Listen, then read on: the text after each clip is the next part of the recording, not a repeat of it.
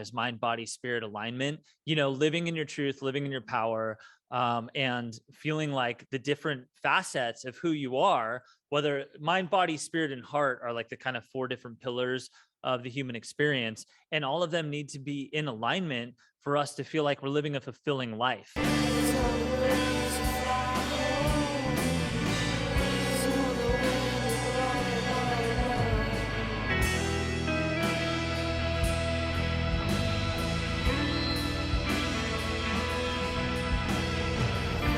Welcome to Fortune and Romance with your host, Taylor Fortune, and BA Shay. Good, and you? She's back. She's back. It was not the same without her. We had to prevail, move on, fortitude and toil, but now BA is back with us.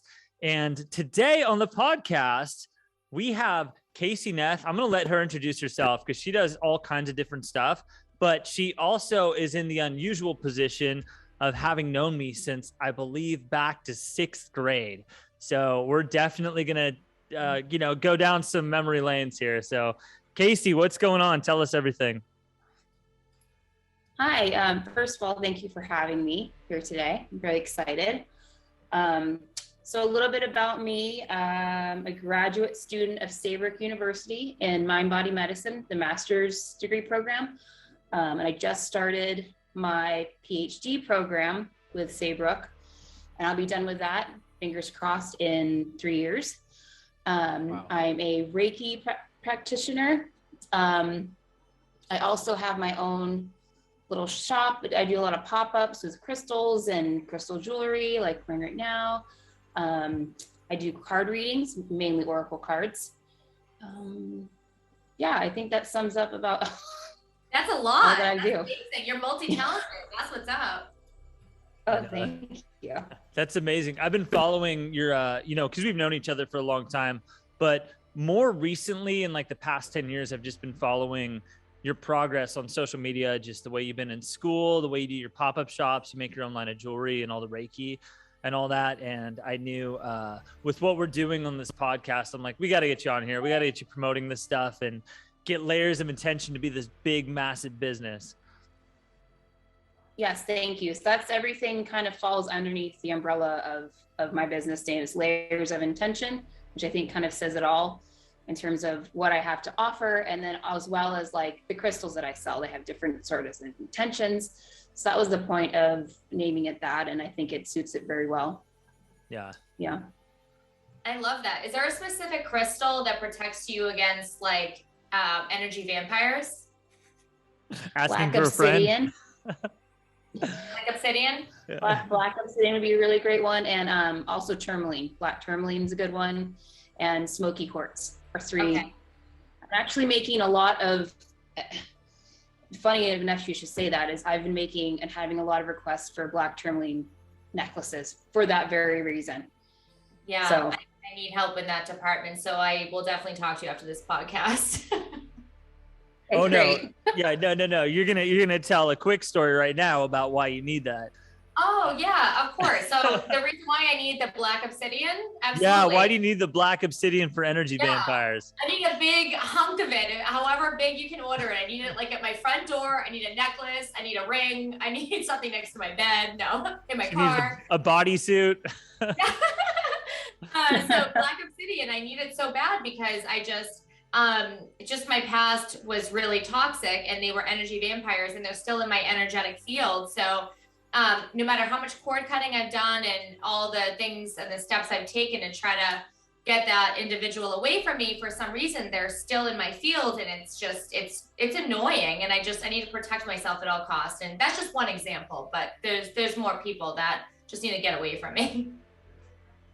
Right. Yeah. You just have like a magnetic sort of energy that they're drawn to, right? Yeah. Yeah. She does. Yeah. I think we all have those. Yeah. Yeah. So Casey, going back to the early days, like junior high, high school and all that, you probably weren't too aware of my spiritual path and how it started. And I don't think I'm fully aware of how you started this path. Just my own ignorance. I don't really remember. Walk me through when all of this started really kicking in for you and how you decided to become a Reiki healer and then ultimately doing your PhD and similar mystical studies and all that. Take us back to the beginning and don't hold anything back. Okay. I how I refer it to is like being, I think I was like 5, and at the time, because I was born in Sacramento, so we were living in Sacramento at the time, and I remember thinking that I needed to make potions. Yeah. And so I got a bunch of like empty Coke cans, and I picked flowers, like buds off of trees, and I rinsed out the Coke cans, and I put the petals in, and I smashed them up and put water in it, and I was going to sell them as like potions. And my mom's like, I don't think anybody's going to buy potions, but maybe you should sell them as perfumes. And so I stood on the corner and was selling perfumes, which were really supposed to be magic potions. And like, I think that's where like it all kind of started for me. Yeah. In terms of like mystic sort of, I hate the word woo woo, but like how that whole thing kind of began. And being an intuitive, when I was a kid, I'd hear things, voices, and you think that maybe you're a little crazy, but I was really hearing spirits. Whether or not they were my spirit guides or they were people have passed on and are communicating with me. So over the years, I think that we as people, we get a lot of static energy from other people. We have our lives that we do, have school, we have work and responsibilities. And I think all of that kind of pushes our intuition, so to speak, aside. Mm-hmm. So for a long time, I was really disconnected from myself and disconnected from the whole spiritual world. And it wasn't until, truthfully, well, that's also why I decided to go back to school too, was to help understand my anxiety, how to help that with all that. And with that, kind of my intuition and my spidey senses, so to speak, like came back. And I was more in tune with myself and started a meditation practice, pretty consistent. And then when I started doing my Reiki practice is when the messages started coming back through. So, and it's been a couple of years now, but now I call myself an intuitive Reiki practitioner. And I always ask my clients if whatever I pick up during the session, if they want me to share with them or not. And if not, then that's okay too. And we just try to do some energy clearing. Wow. Do you do distance Reiki healing? Yes, I do. And it's been, it's really rewarding when so how I have it set up is I don't do it on Zoom or anything like that. I send you a playlist of music. I tell you to get into a comfortable, lay down, get in a comfortable position. What kind of music? Like meditation music or like anything? Yeah. Well, I should probably have like Cardi B playing. Like, yeah, Cardi B. I mean, that could be the next step. That could be an alternative Reiki sort of session. I was thinking more with Casey. I was totally thinking with you, like Zeppelin or Black Sabbath or something like that. Yeah, AC/DC. Yeah, AC/DC. Yeah. Okay, go ahead. Meditation totally. Music. You get them in the zone. Go on. Yeah, get them in the zone.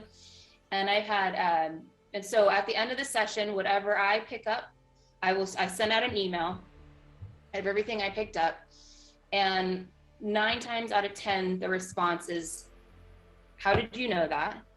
Mm-hmm. That's amazing. Nobody else would have known that." Or also people have said, I'm just like sobbing, like you're like, I'm crying. I can't believe that, like what you picked up on is exactly what I'm going through. And when you get those responses back, it's like, for me, it's the best feeling ever, because I know I'm doing my job, right? And I know what I'm doing is the real deal. So it's extremely rewarding and very exciting. Oh, I love that. I had a distance Reiki healing done before, and like my whole body was tingling, and it was the most insane sensation. And then I as well got a follow-up email, and it was so on point. So I'm like hooked now. Yeah, I have regulars that come back. Either they're like every week or like every other week, or once a month, just to get like a little spiritual tunage. But I thoroughly enjoy it. And it's something that I was interested in for many years, like to become a Reiki practitioner. And it just wasn't, either it wasn't the right person, it wasn't the right teacher, or, you know, it just wasn't the right time. And then everything kind of fell into place. And now I've been practicing for over 2 years now. So I love that. Yeah. So do you get like intuitive hits as well? Just in general, when you meet certain people, like if you know Taylor, obviously from a long time ago, you just met me through Zoom right now, but do you get intuitive hits as well? Or is that something entirely different? No, yeah, that happens too quite frequently. And like you're just talking about, like energy vampires, you will meet somebody and you just like, their energy is really heavy, or it's very sad, or there's no expressions on their faces that would you know tell you that. It's just a feeling that you get, and you just have to be really careful about like what energies you share. And so normally when I come, I make sage spray too.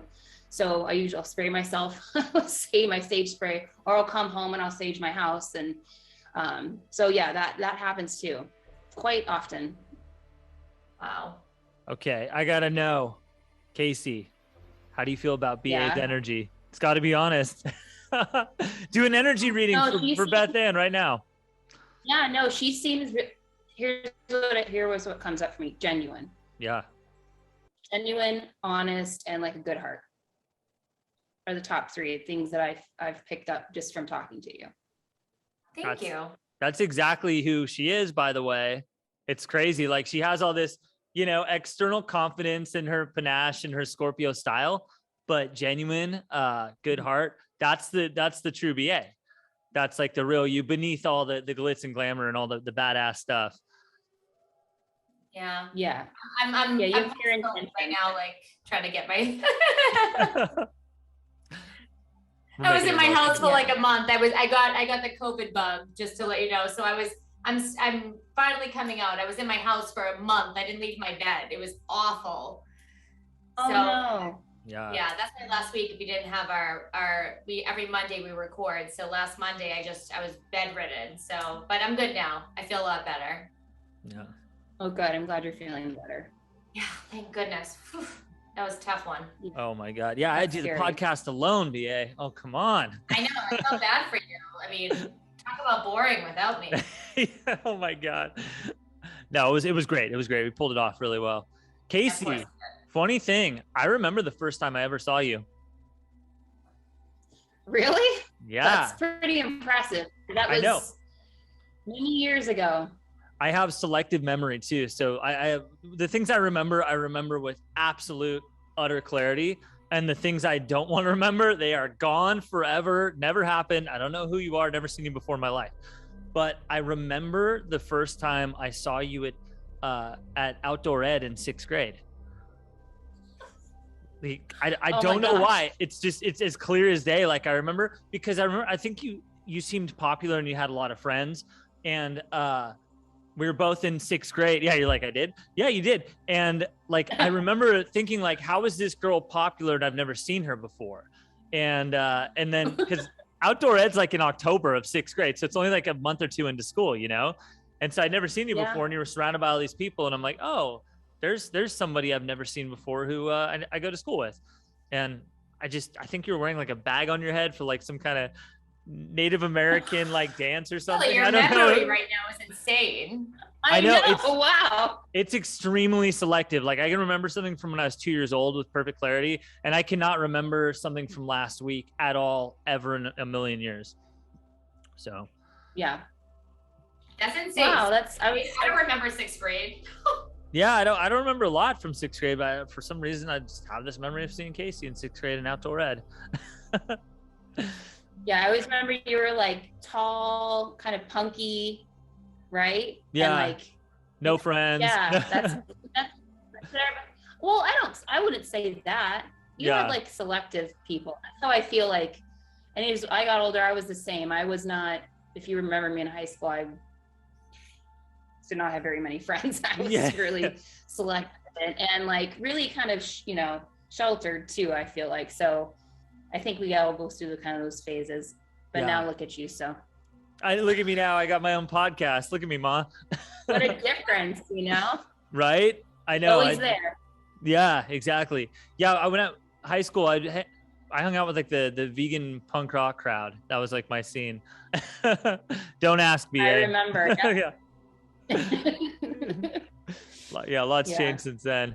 So, okay, so you got into spirituality at a young age, making potions and all that. Tell us some of like, one of the things we talk about on the show a lot is spiritual awakening and trauma and things like that, because going down this rabbit hole, going into this world, causes a lot of divisiveness, both within your friendships, in your relationships, in your family. It's a very isolating path.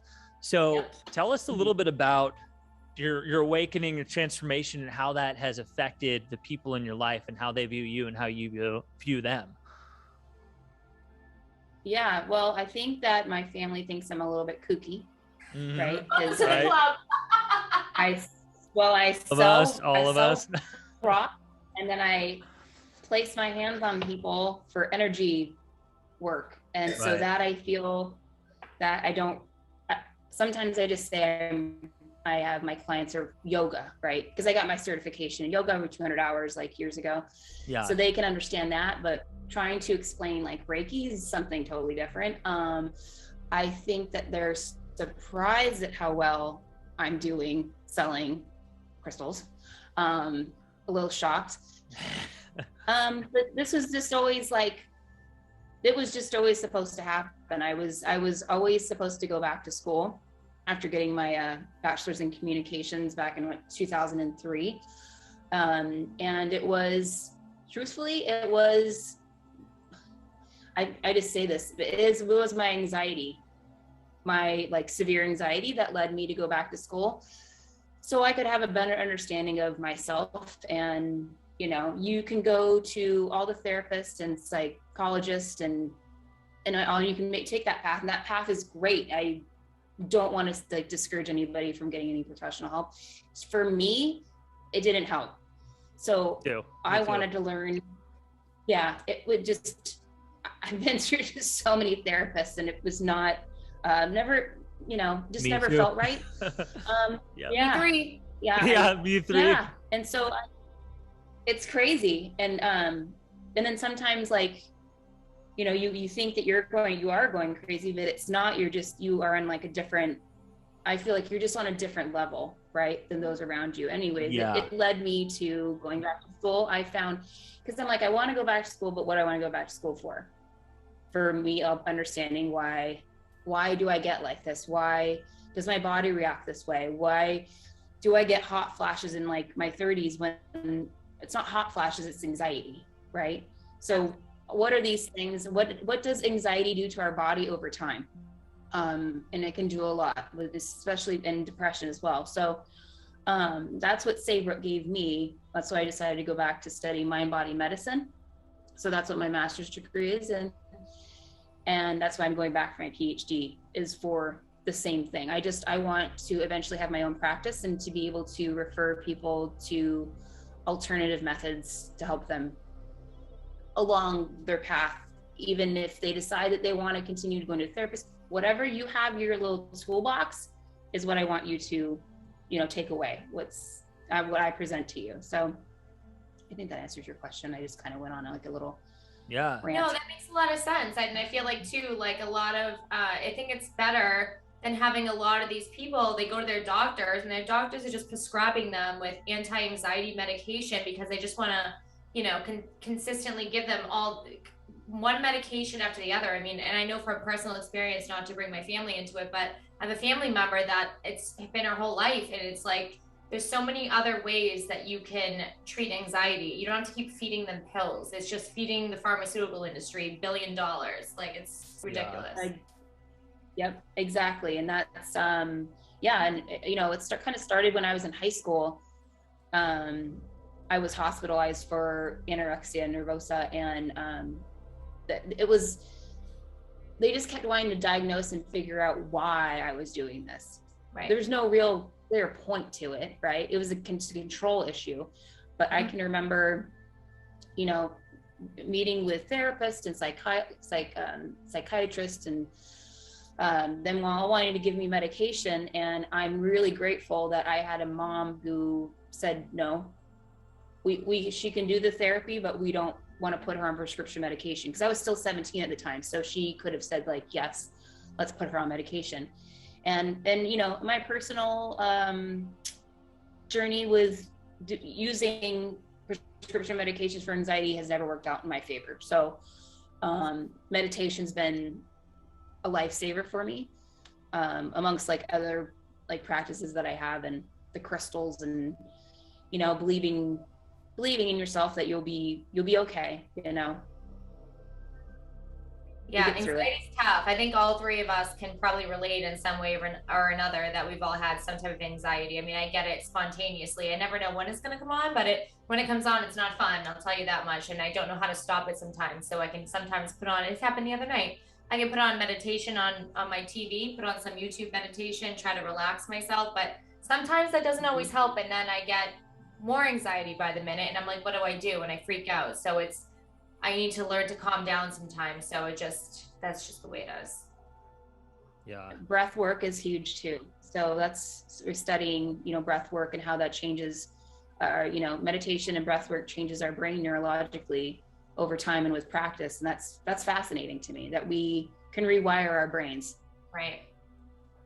Oh, that's amazing. That is amazing. Have you ever done breath work, Taylor, when you've had anxiety or in general? No, because I know about it. The problem is my anxiety that I've had in my life has been so severe. I've been institutionalized 2 different times for it, to the point where like we're talking like I need psychiatric help. Like it's beyond deep breathing, and that's not to say deep breathing isn't effective. It's just like you are past a point of no return. It doesn't matter how you're fucking breathing. You like have suicidal ideation and all that.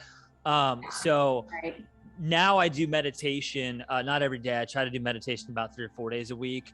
But also it's just, for me, I talk about every day in my lives, mind, body, spirit alignment, you know, living in your truth, living in your power, and feeling like the different facets of who you are, whether mind, body, spirit, and heart are like the kind of 4 different pillars of the human experience. And all of them need to be in alignment for us to feel like we're living a fulfilling life.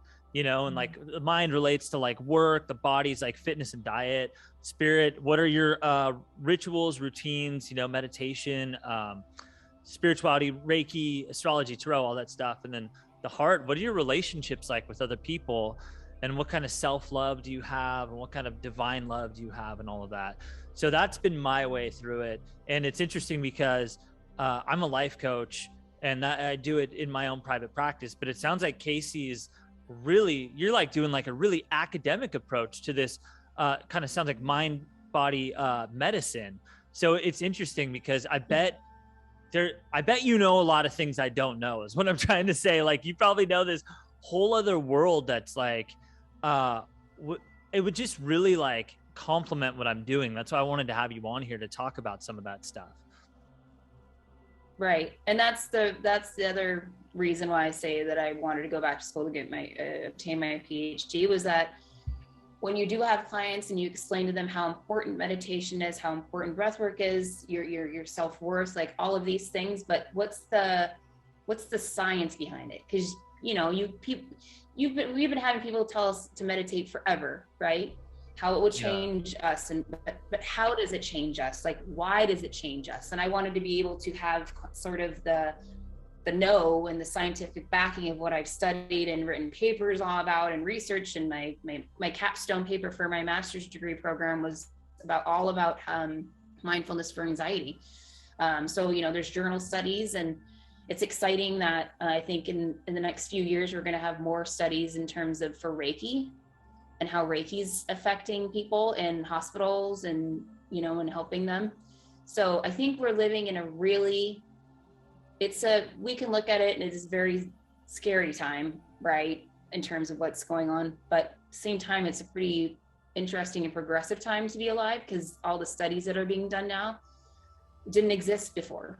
So that's also the reason, you know, it's just really fascinating to me. Yeah. Yeah, we're living in the Matrix. There's no other way to put it. Right. What's real, what's not? I don't even know anymore. It's bizarre to me. But today Right. I said this quote on my live. This is a Taylor original. Ask not how the matrix is affecting you, but how you are affecting the matrix. Ooh. You like that? Taylor. Yeah, baby. Because when people say we're living in the matrix, it's always this fear-based thinking that like, oh, we're part of some kind of simulation that other people are in control of, and we don't have the power to affect change or anything like that. But the reality is, the whole allegory of the matrix is being able to break the system, break the machine through the power of consciousness, through self-empowerment, through truth, through spiritual enlightenment, through ascension. So the matrix is not a prison. The matrix is something that we will transcend. And that's why It's I like what to you do in our prison, Taylor. Yeah, right. We got to live in this kind of faith, not fear mentality here.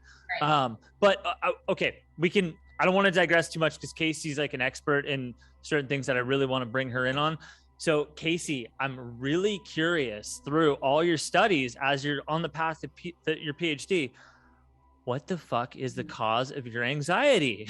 Why do you have it? Why do I have it? Why does BA have it? But start with you what's first. this anxiety nonsense? Yeah. What's it all about? So I think everybody has what you just said, you said kind of in the beginning, like the traumas that we carry, Yeah. and, within us, the experiences we have with other people. And I feel like it's when these instances happen, we don't know how to process it properly. And I think we shove them down. And so when something happens, like a breakup, whatever, it just triggers us and it just has us spiral out of control. But if you can understand where these emotions are coming from, I think there's no way to really, you can't stop anxiety. I'm still an anxious person. I'm just more in control of my anxiousness. Whereas before I would spiral and be like a puddle on the ground in tears, right? But now I have to like take a step back, look at the situation. How does it happen? What happens if I fall apart? I fall apart, right? The problem doesn't get solved. My brain is still mush. So it's like really trying to take a step back and understand yourself. And, where is this coming from? How come I feel this way? And sometimes we don't have the answer, and that's okay too, to not have the answer. And just do the best that we can. Let me know if you want to share this, but have you figured out what the source of your anxiety is? And I understand if it's trauma that's too painful to share, I get that and I respect that. But do you want to talk about a little bit, give us a little indication of what you think is the cause of your own anxiety? I think that growing up in a household where you have an alcoholic parent, that can be verbally, I won't say too much, just verbally abusive. And you're always feeling like you're walking on eggshells. Yeah. I really feel like that stems back. That's a deep seated reason why I have anxiety the way I do, versus my sisters are different. I'm the oldest, right? So I experienced more and I saw more and I heard more. So, I could say that is part of the reason. And it led me to a lot of the same sort of person in the dating world. Yep. That ended up having an addiction problem and treated me the same way. Right. And once you correct me if I'm wrong. I know I'm not the only one to say, like, why does this keep happening to me? Mm-hmm. It's like, it's going to keep happening to you until you can recognize the pattern of what's happening. And how do you stop that pattern? Stop dating that kind of person. We're attracted to it, but then we get it and we're like, ugh, this is really familiar and not like in a good way. I know what this is. So it's, once you have an understanding of that is when you can start helping yourself and you break that pattern. But we can, we have a tendency, not even just in relationships, friendships is another one too, or even to where we decide to work too, picking the places that are just seemed like, okay, it's easy. And then it's like, till you feel like you're in a cycle again. How do you get out of that? Are you in my head right now? Yeah. I was, talking about like a job and stuff. I was in like a toxic work environment, like a night job before COVID. And then I got asked to go back, and I was like, you know what? It took me a lot because the money was so good, but I said no. And it was so difficult because I knew I was going to lose a lot of money, but I started my own business and started my own spiritual craft, not knowing what money I was going to make. And I just took a risk, and I feel like I'm happy now. Oh, I'm sorry. I'm still here. My mom is calling me. Hey, Mom. BA, you were a bartender, right?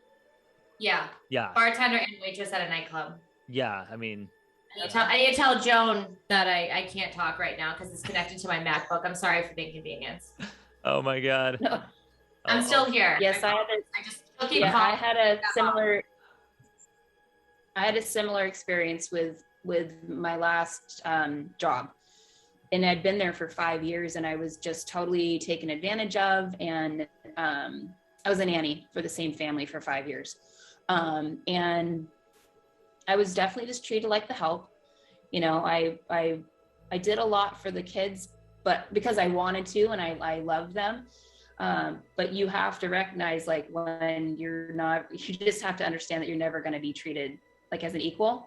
Nope. And if they're not going to appreciate you, then you can't stay. And I took the risk, and I left my job, and same thing. I was making really good money, working 4 days a week. So I was able to focus on school too, but at what risk? I'd drive to work, like doing Reiki, like in my head, like protect yourself.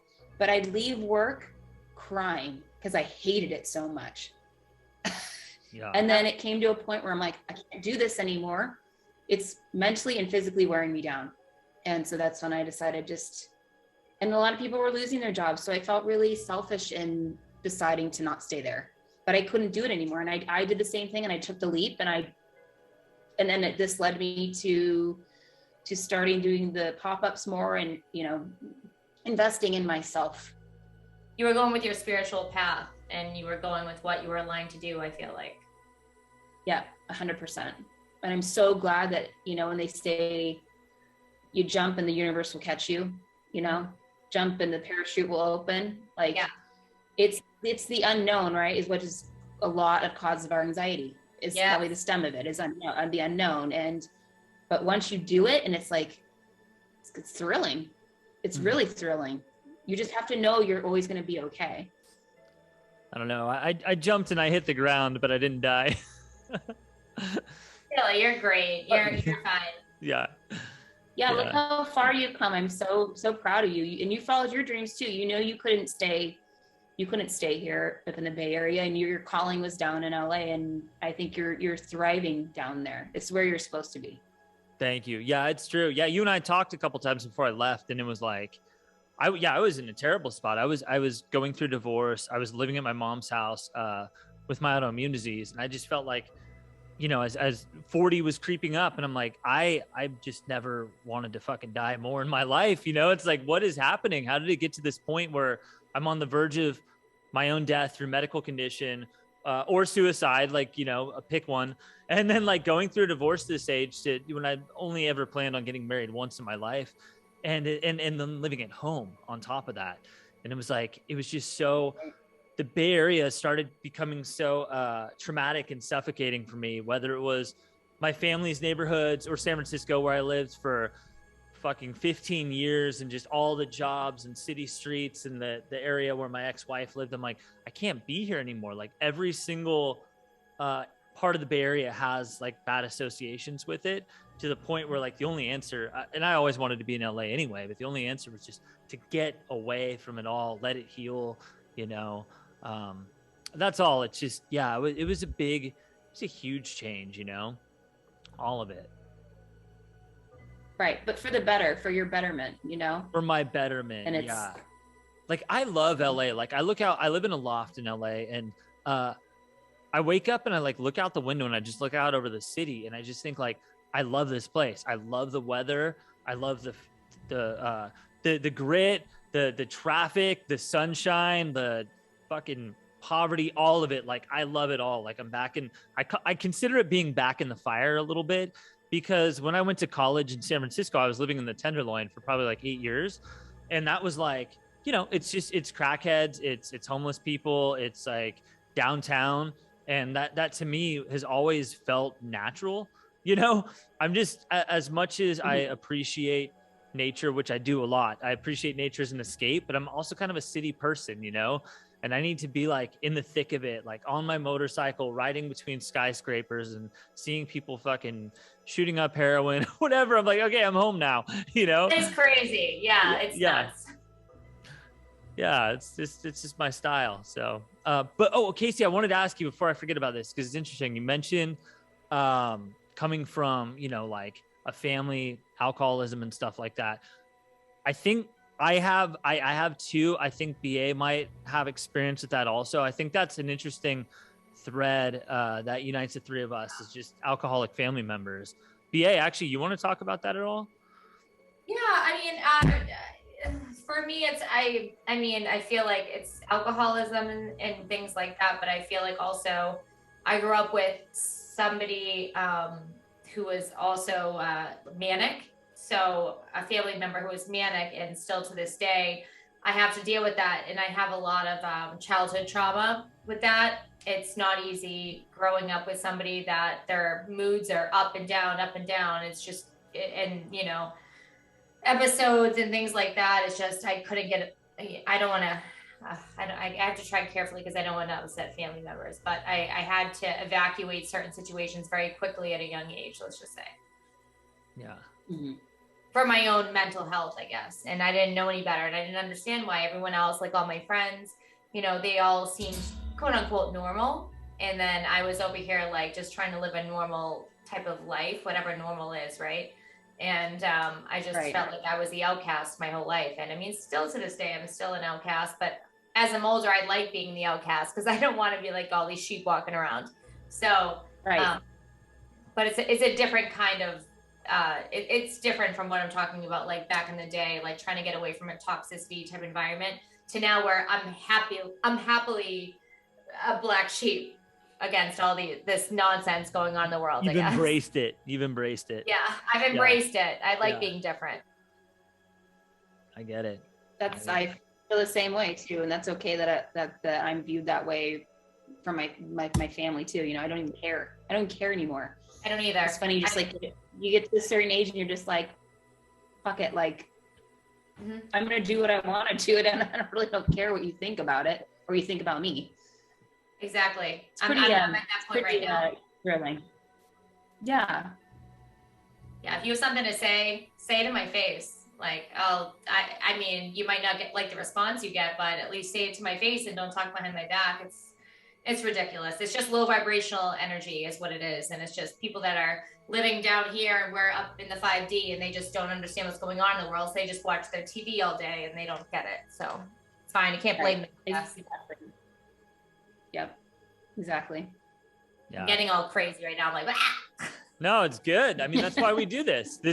Everything that the whole like idea behind this podcast is to have like an open forum, like free of censorship and free of fucking bullshit, you know, because the world is a censored mainstream wasteland. And it's like, you're seeing it everywhere, and people are going on podcasts and like, oh, you know, the jab or COVID. It's like, what the fuck? Like, what is happening to our society? We're like welcoming the censorship into our lives. Like, it's getting horrible. It's like a fucking Trojan horse. Like, we're just stomping all over the First Amendment and all the amendments. And like, I'm tired of seeing the world going in the direction it is with this cancel culture. And we need to speak our minds. We need to be truthful. We need to stand in our power, and we need to express ourselves clearly and fight back a little bit. We're going to have to start growing our own crops and have our own land. So let's just figure this out, guys.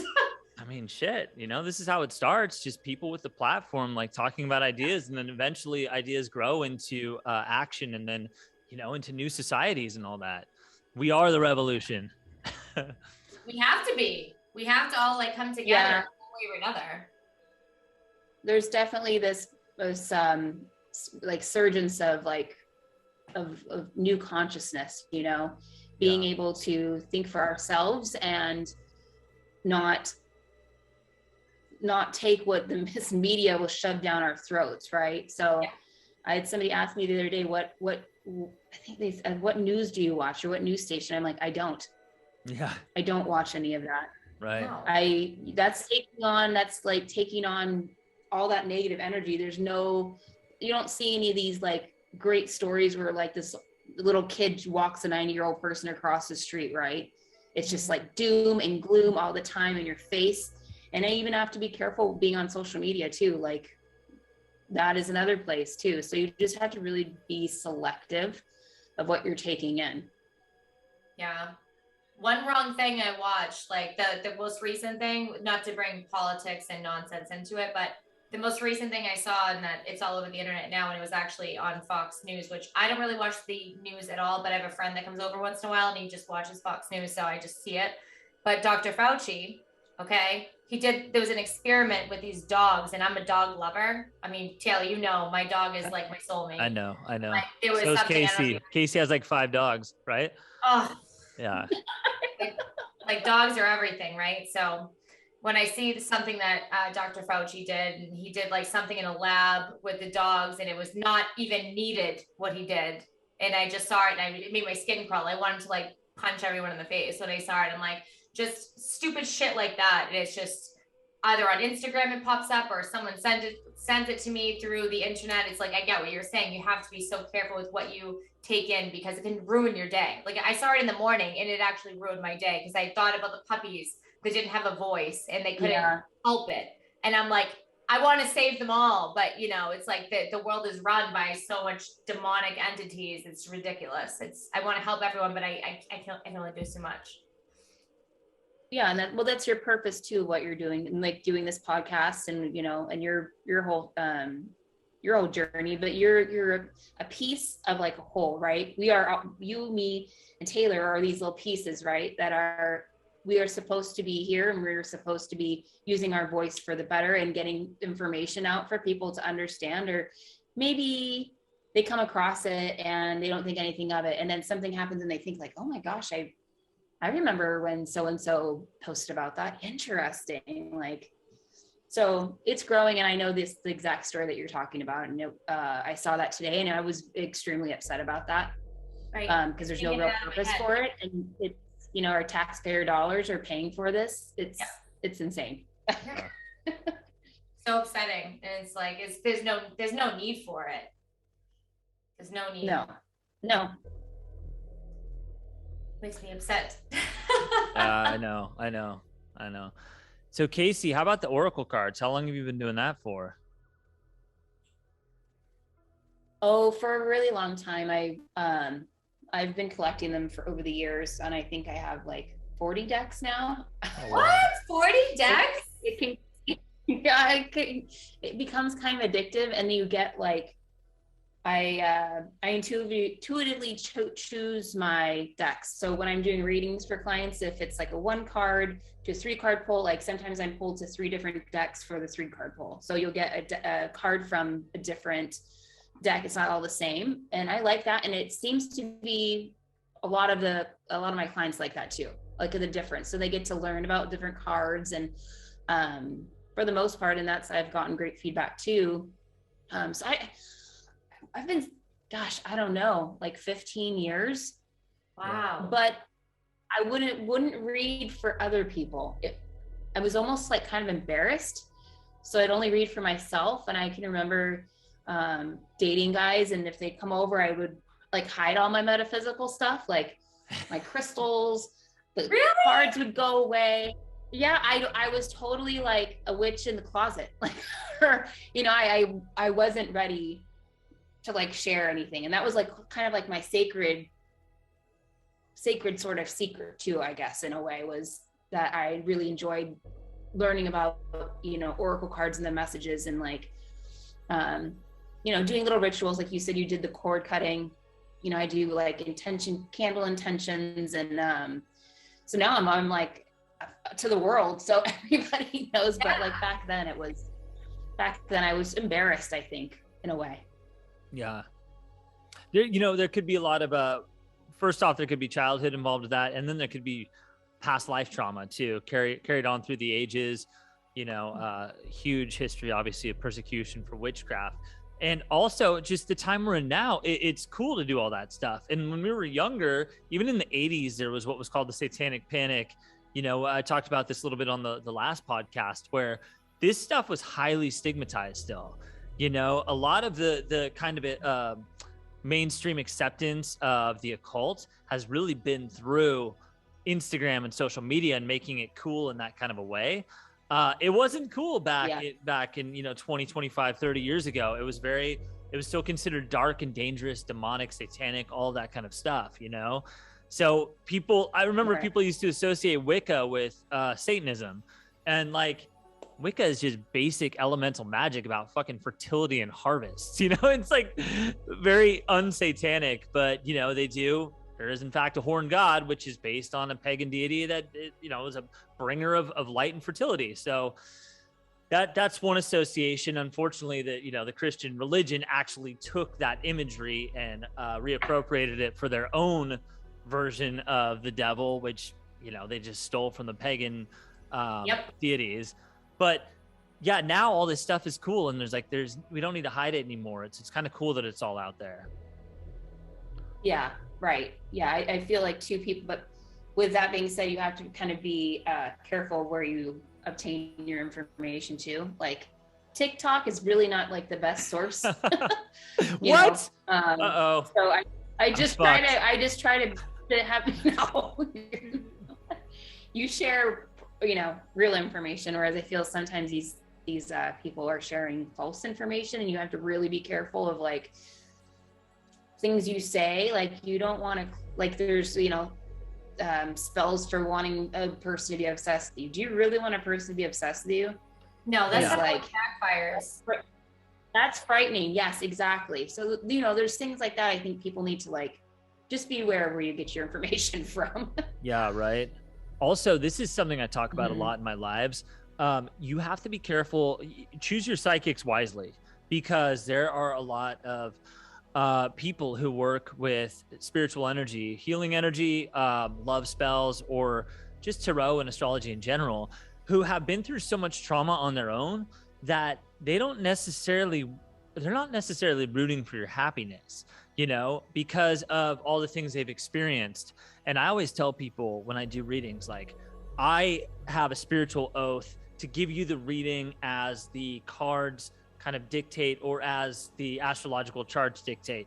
But that said, my heart wants what's best for you. So if somebody's coming to me and they're asking me like, oh, is this guy my twin flame, or is this person my soulmate? There's nothing inside of me that wants to be like, no, that's all bullshit. It's not real. You're not going to be happy, you know, ha, ha, ha. But I've seen this in the spiritual world where people almost get off on the power that they're given to tell somebody whether or not that they should be with this other person, and they project their own selves, their own insecurities, and their own past trauma onto this person to just kind of fuck with them and make them feel bad. Do you know what I mean? Yeah. I had I was doing a shot. Well, I won't, because I don't want to say too much. I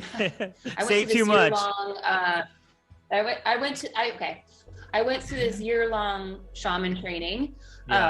And the person who was teaching the class, you try to give people the benefit of the doubt. So I think I was giving this person the benefit of the doubt by taking the shaman course, because I wanted to learn more. I wanted to know more. But this person did not have my best interest in mind, like you're saying, and did not have the rest of the class best interest in mind. It was a feeling that I had, and sometimes I have a tendency to take things personally. So I was like, maybe this is just you taking it personally, but there was an underlying offness about it all. Her. Well, give me an example. What was your heart telling you? So in some of the classes, I had genuine questions in terms of things that would come up for me, and messages I'd receive. And so I bring it up and ask, and she's like, we're not on that topic right now. I'm like, oh. And it was shut down a lot. And it was almost like my light was too bright for her. Does that make sense? Yes. You're talking about ego. Yep. Yeah. And I chose not to share how I felt about this person with anybody, because she had a lot of, like, I call them like followers, right? That were like religiously taking her classes. And I felt like telling them, like, she doesn't know crap and you better be careful. Cause I felt like one time she attached a dark energy to me. And so I had to go like do this whole thing to try to get rid of it. And I actually had a friend that said the same thing to me. She's like, I feel like she's attached like a dark energy to you. And I said, I feel the same way. So I really think you have to listen to your intuition and your gut, you know, your soul's GPS. When it's tells you that something is off, it's off. So, and it was funny, like a year later, I ran into somebody that I had one of my Reiki classes with, and she said to me, she's like, she's a bitch. I was like, whoa. There it is. Like, that's how I felt about it too. But you don't know like who you can share things with and who you shouldn't be sharing things with, especially when you live in a small town. So it just reaffirmed that what I was feeling was true, was correct. So you're right. You have to really be careful about who you like look up to and who you get spiritual advice and help from. Yeah. On point. Totally. Yeah, that's exactly what I'm talking about. It's where the ego gets so involved, you know, that these people's identities, it's like the cult leader mentality.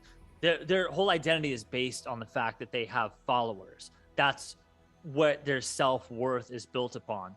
And, you know, it's not built upon any kind of true, genuine spiritual messaging. It's built on the fact that people are worshiping them. And it's just, and you see this all the time. You see this on social media platforms and all that people are just coming from a place of ego, but they're masking it as spirituality. And you can always tell the difference when they start veering into like this kind of doomsday propaganda, fear-based, fear-mongering type of philosophizing, because the people who really have a message don't need to put it out there through fear. You know, love attracts way more genuine followers, and it builds way more of a higher vibration than fear, you know, and your shaman telling you we're not on that topic right now. It's very like fear-based language, you know. It's like, hey, here's somebody in a class who's challenging me, and I need to like try to out alpha her and show her that I'm the leader, I'm the boss, and I'm the captain of the ship, you know. Yeah. Exactly. That was exactly what was happening. And I felt it and I knew it. So I want to put out there for people, you know, if you're feeling that, then you're right. Then you should not be taking lessons or, you know, going to these people, because when you go to a healer, like you said, people that have had trauma that want to be in this position are passing it along to you, whether or not you know it. Yeah. Mm-hmm. So you have to be sure to protect your energy, right? So if that happens, and find out ways that work for you in terms of like cleansing yourself. Black obsidian. Black obsidian. Totally. Exactly. Okay. Yeah. You know, I think that's going to be an amazing spot to wrap right there, because cleansing your energy, you know, healing crystals, Reiki, all that stuff, people out there, book a session with Casey. Like, she is an expert in all this stuff, and she's working on her PhD and all this stuff. And I'm going to stay in touch with you, because I actually want to work with you more on some of this. I think it's really interesting that you're doing the medicinal side of the stuff that I'm kind of working on philosophically. I feel like there's some conversations we need to have. So at this point, Casey, why don't you just plug away anything you want to say, and then we'll just wrap it up there. Okay. Well, if you'd like to follow me on Instagram, my Instagram handle is Layers of Intention. So it's layers.of.intention.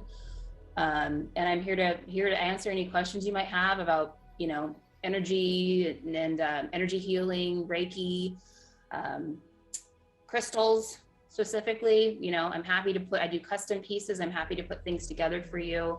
I'm doing a birthday kit right now. So it's exciting, and I'm here to help. I want to help, and this is the whole reason why I'm doing all this, is to not only help myself, but I want to help others. Yeah. I love that. Thank you for having me. Thank you. Yeah, I'm putting together a manifestation kit and a barrier removal pocket intention, which are these little pocket intentions I make with crystals, and everything has symbolism, like the string color to the charm I put on the outside. So everything is it's personalized for you. That's what's up. I love stuff like that. Very cool. Yeah, your pop-up shop is awesome. I see pictures of it on Facebook and Instagram all the time, and it's just like what you're doing is so cool. All of it, the stuff you're studying, the crystals you're selling, it's all so cool. So thank you so much for being here, Casey. And yeah, we'll catch up more. Like, let's just talk on the phone or something later on. But yeah, thank you for joining the podcast. Thank you. Thank you so much, Thanks Casey. for having me. It was nice.